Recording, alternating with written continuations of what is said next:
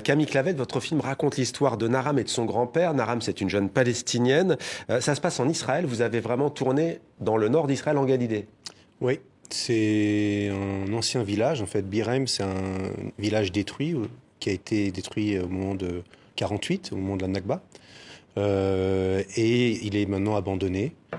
Et donc, j'ai tourné dans ce village qui est dans Israël, en Haute-Galilée. La Nakba, ça veut dire catastrophe en arabe. C'est le terme désigné par les Palestiniens pour parler de l'exode massif de 48 au moment de la création d'Israël.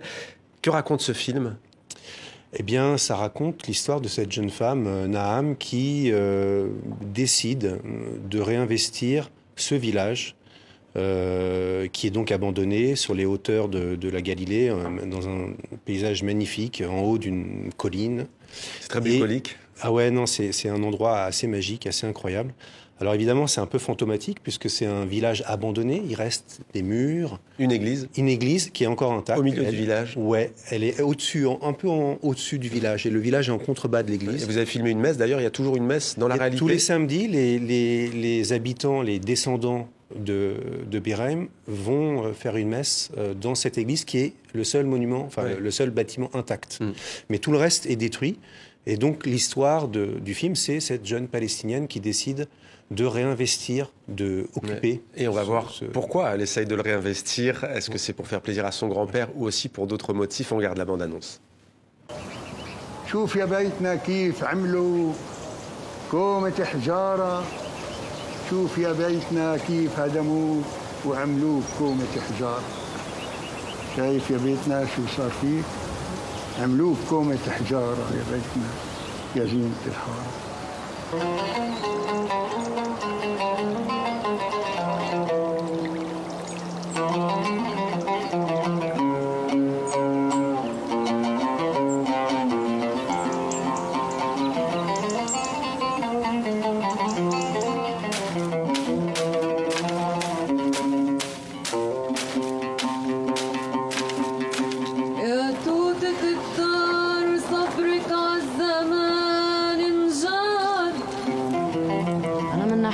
بقدرش اترك هون.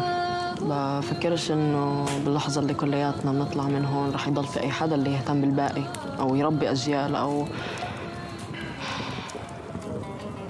ينقذنا. يا توتة الدار رح حلفتك بفرقتنا.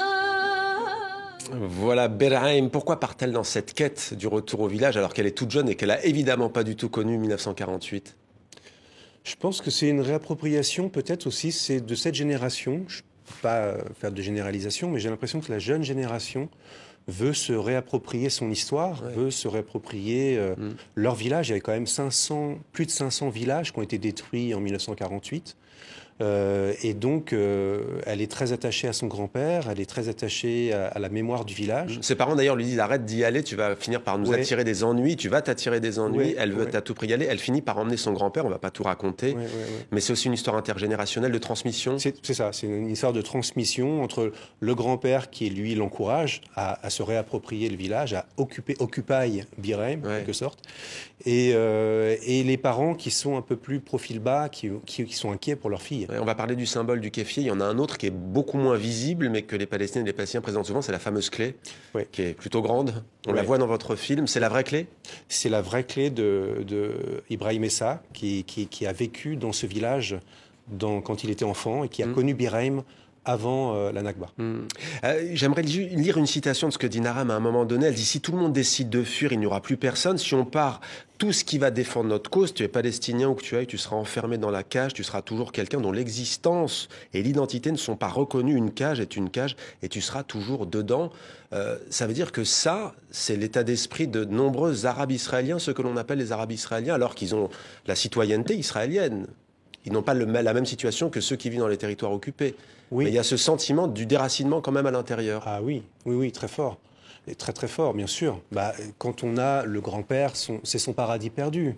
Et d'ailleurs, Ibrahim Essa, aujourd'hui, qui vit à 5 km seulement de Birem, dans un autre village qui s'appelle Jish, il y va tous les jours. Et quand il m'a emmené dans les repérages au début, quand je commençais à travailler sur le film... Vous parlez du grand-père. Du grand-père, pardon. Ouais. Et Il a 89 ans. Il a 89 ans. Et il me disait à quel point c'était son paradis perdu. Donc, cette jeune génération veut se réapproprier cette mémoire. Et vous avez eu toutes les autorisations israéliennes pour aller tourner dans ce village, malgré la question sensible? Ça a été compliqué. On l'a fait un peu en pirate. On a eu très peur, parce que c'était une toute petite équipe. Hein, c'est un film vraiment minimaliste. Ouais. Et donc, sans acteurs et actrices professionnels. Sans acteurs professionnels. D'ailleurs, Ibrahim Essa, le grand-père, n'est pas un acteur professionnel, même s'il est très éloquent et extraordinaire. Mais tout le monde, il n'y a aucun acteur professionnel, à part Sama Aboulel, qui joue le rôle de Naham, et qui veut, mais c'est son premier film, et qui veut être actrice. Mais sinon, tous les autres sont non professionnels. L'histoire retiendra sans doute ce qu'on lui souhaite, que vous lui avez mis le pied à l'étrier.